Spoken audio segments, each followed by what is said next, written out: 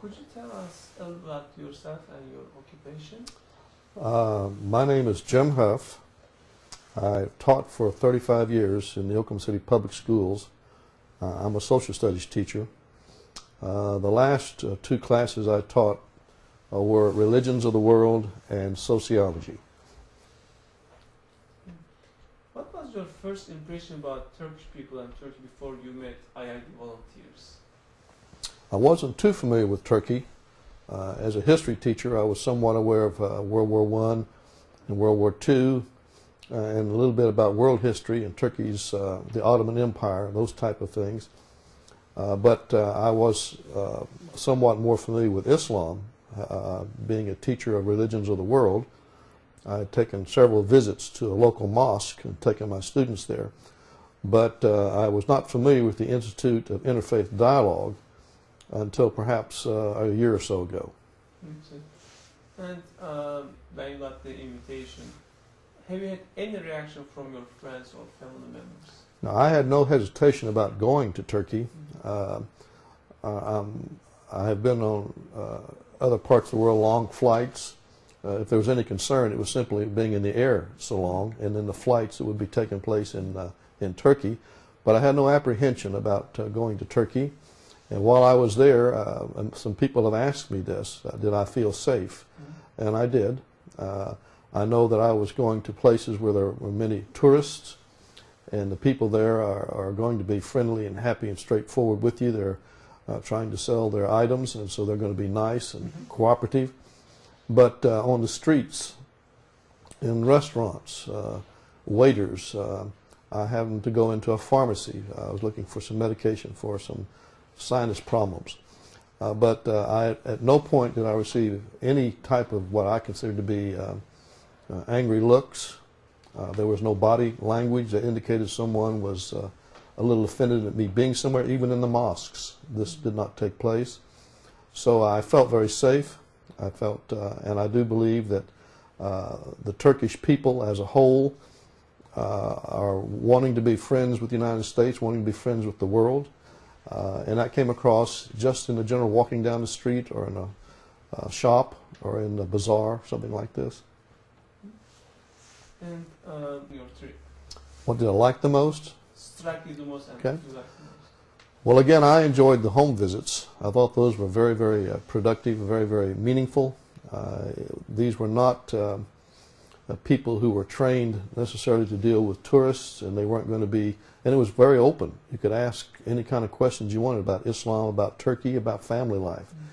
It was very good. One of the homes we visited was a doctor who was a heart specialist and had his training here in the United States. And we had some nice dialogue about his concerns about how expensive American health care was. And we all applauded him because we're in agreement with him. But I liked the home visits. One of the things that I really enjoyed was in one of the visits to the mosques. We were there at the time of prayer, and some of those in our group actually did their evening prayers. And we got to see firsthand the practice. And I've seen things on television, I've seen pictures in books and magazines, but to see it firsthand was very important. And I did like the ruins, Perga, the Colosseum, the old Roman Colosseum. It was in one of the locations. The caves that we went into. There's a broad spectrum of geography in Turkey. It is a broad spectrum of landforms and type, very pretty, very desolate. But it was there were just a variety of things. But I guess one of the things that really I benefited from the most as a teacher was some of my private conversations with individuals who were Muslims. One of our guides was a Kurd, and we hear so much about the anger and animosity between Kurds and Turks. But to see this taking place in our group up close, that was beneficial for me to see that. Yes, right.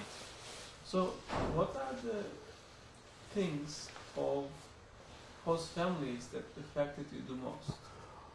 One of the things that was very informative to me, we visited in several homes, In one home, the wives who had been involved in preparing the meal sat at the table with us. They did not have scarves over their heads, yet they were very devout in their faith. Their husbands were the primary speakers in English. In another home, the wife did not sit at the table. She kind of sat to one side. She had a scarf on her head, which showed me the variety and the diversity within the just a normal household. You're not going to find perhaps a stereotype Turkish home where every woman is wearing a scarf and every woman is wearing traditional robes. In other homes, they're wearing contemporary clothing, contemporary hair fashions, and they participate in the discussion to the extent of their English. So to see that firsthand was very useful. You do come to Turkey with some stereotypes, even if you've taught it, as I have for many years, about Islam. The things that have been emphasized in the books and the magazines and newspaper articles, you may tend to think that's the way all Muslim families live and act, when in reality there is diversity there also, just like there are in Christian homes. What are the differences that you see that are mentioned in media versus what you see in Turkey? Well, obviously, differences. I would have expected every woman to have a scarf, every woman to be wearing long robes and long-sleeved garments. That's not so. The women in homes that we visited were wearing slacks. They were wearing perhaps sweaters of some sort, but it definitely did not have their heads covered in scarves. And they were very much a part of what was happening. They were at the table.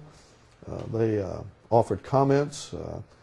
They looked, in my mind, very European. So it was just to firsthand. This was something which would not be perhaps set up for you to see. This is the way they lived. This is the way they carried out their lives. And so it was good to see the contrast. Now, in most homes, the husbands and the men were wearing primarily Western fashion. On the streets, I saw many who were clearly the stereotype of Arabs, like Bedouins, with the round cord on top of the scarf on the head, and just looked very much like you might see out of some movie. But the men, most of the men, all of the men in the homes I saw were very Western fashion oriented.